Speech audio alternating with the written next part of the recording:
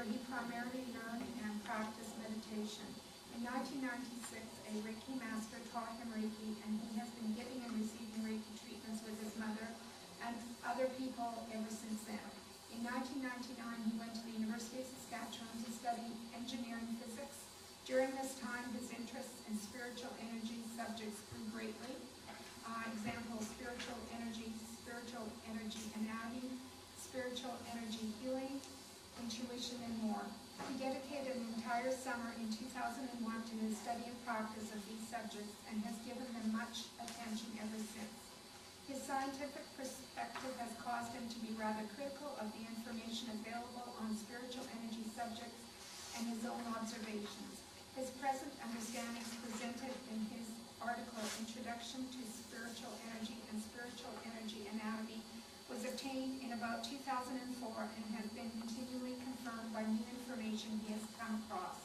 He is now working on text and visual media to communicate these understandings in a down-to-earth and scientific way in conjunction with what he calls spiritual energy exercises.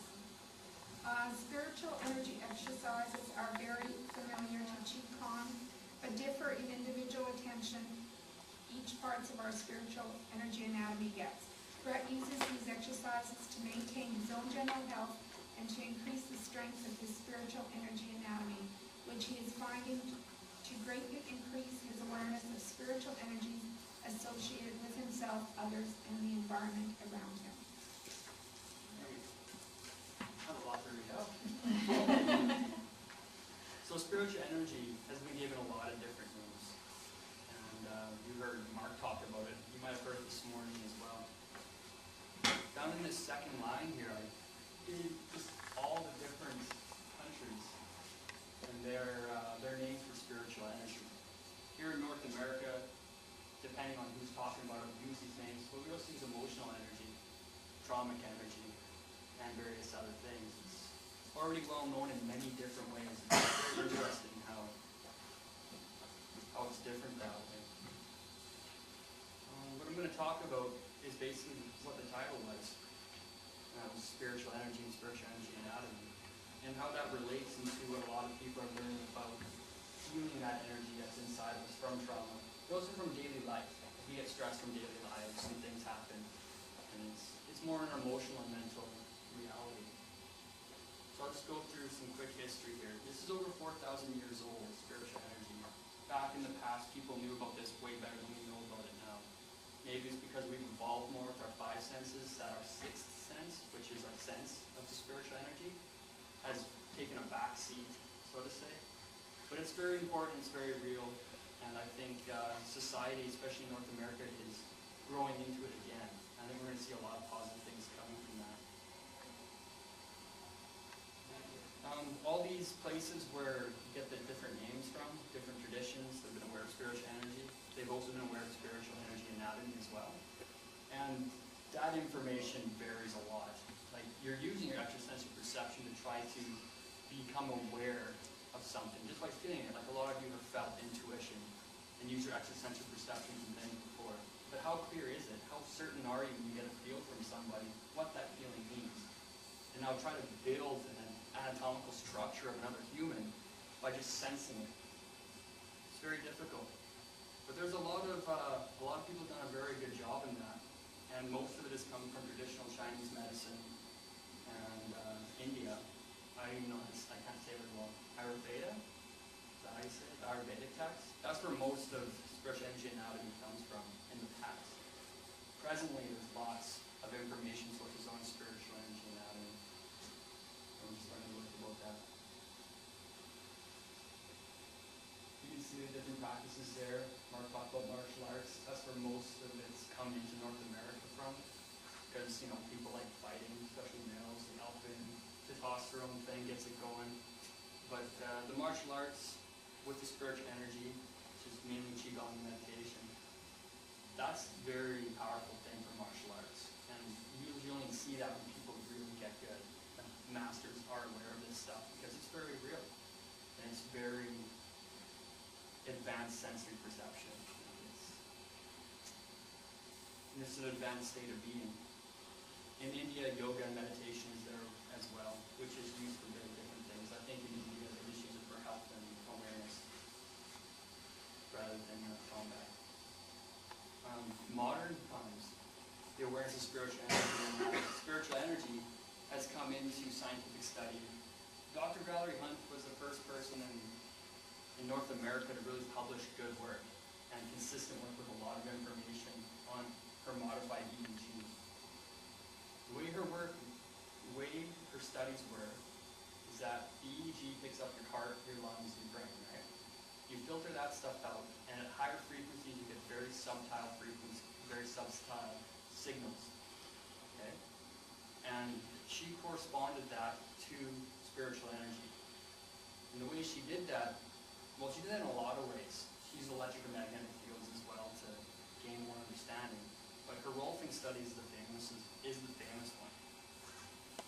What she did is she took her modified EEG and a woman with really strong extrasensory perception, and she observed 10 Rolfing studies. And the EEG observed it, kept its signals and its changes and all that. And this woman did it, and then they compared them afterwards, and they found a lot of correlations between them.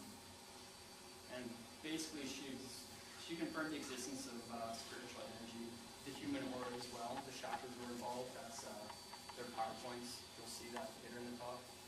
Spiritual energy healing, which is something we're finding out about more and more all over the place, not just in spiritual energy modalities, but in massage and everything. The emotional energy that Mark talked about is essentially spiritual energy. She also confirmed extrasensory perception, scientifically. I think most people already accepted this beforehand if they knew about it, but a lot of people need a machine to tell them it's real, which is good for a lot of reasons. But our extrasensory perception is a very important, powerful part of us that we can develop. Dr. Hunt's research was done at UCLA. Her book, The Infinite Mind, summarizes that research. I recommend to anybody interested in scientific look at spiritual energy. They are a part of our spiritual energy anatomy as well. There's scientific research I'm not so familiar with, but I do know that they've done thermal imaging, they've done radioactive dye imaging, and skin conductance through the myofascial, by the way. We were talking about that before.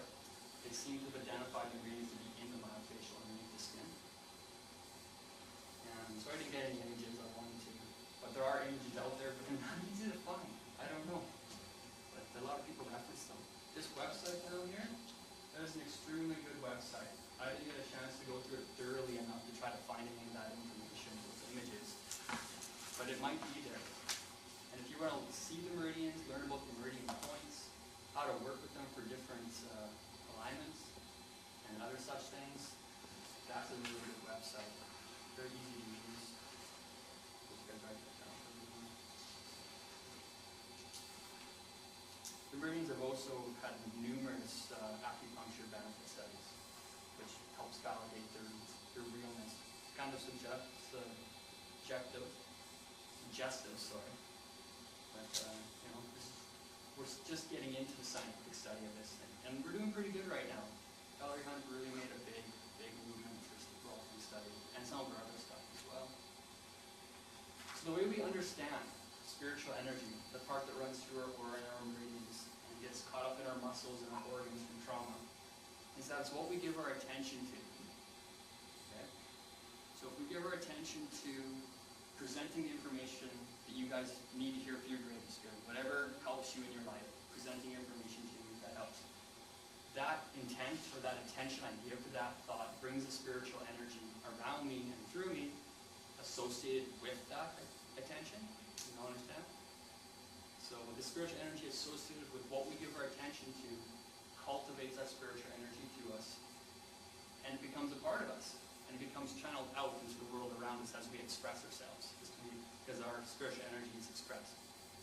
Mind focused on the positive things the best you can, because it will make it easier to stay focused on the positive, and it will keep your body healthy in the long run as well, both chemically through psychosomatic science, which is the study of how our emotions affect our body chemistry, which is directly related to our spiritual energy anatomy as well.